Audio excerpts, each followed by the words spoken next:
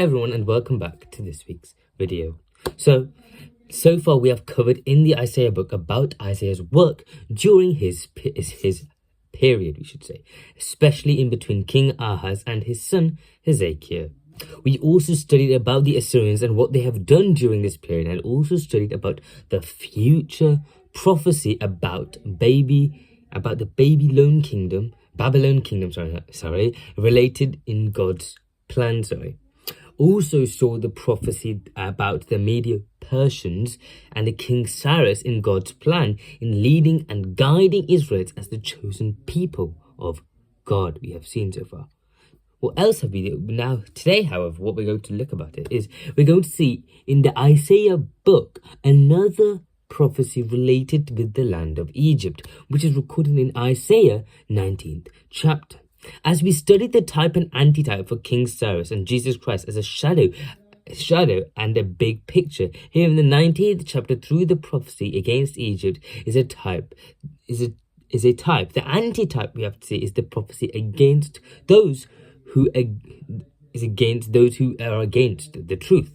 So as we know, the Egyptians were treated badly by the God's chosen people badly, as we saw. And we saw, because of their treatment to the Israelites, they were punished severely by God through the 10 plagues during the period of Moses. As a symbol mentioned by God, he is going to pass his judgment to the Christian religion system against the true God and his will. And this is recorded in the Revelation book as the 7 plagues during the gospel age, we see. So here, Egypt's judgment is explaining the consequence to the Christian empire as a type, we have to see. So this is very connecting towards many different points, the people of Egypt itself.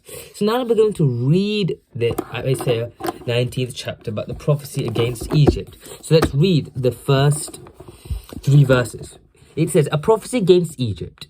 See, the Lord rides on a swift cloud and is coming to Egypt. The idols of Egypt tremble before him, and the hearts of the Egyptians melt with fear. I will stir up Egyptians against Egyptian brothers, and will fight against brother, neighbor against neighbor, city against city, kingdom against kingdom. The Egyptians will lose heart, and I will bring their plan to nothing. They will consult the idols and the spirits of the dead.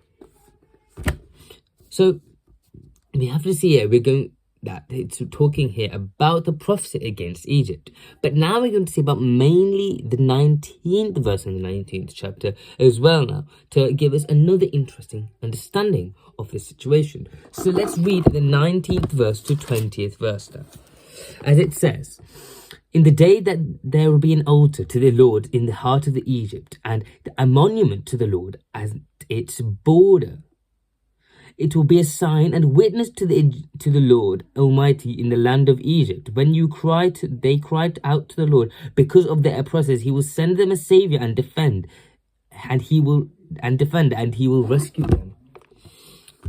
So, what is the altar in the heart of Egypt that we have to see in this situation, as it's mentioned in the 19th verse, where it says, he recorded here, we have to understand, for us as a sign for his plans and promise to the humankind, this altar which has been here and prophesied to be in this place in the heart of Egypt. And we see an elder brother has done the study with the Spirit of God and found the result. Here, the symbol God kept in Egypt is the Pyramid of Giza. So, the phrase an altar to the Lord in the midst of the land of Egypt and a pillar to the Lord at its border. So, that doesn't even make sense in the first place, because it is interesting, because how can something be in the midst of some place and at the border of it at the same place? That does not make any sense. The Great Pyramid is located in Giza, you have to see, and Giza is in the midst of the land, but it is not at the border of the land at all. However, the interesting and beautiful fact is that Giza means border. So how wonderful is that? How it articulates towards the fact that it's at the midst and at the border, you see. At that time, the Egyptians was always split, though we have to see north and south. So you can see this, how this altar is in the midst at the border could be located in Giza because of this fact, because Egypt is split up differently compared to how it is looking right now.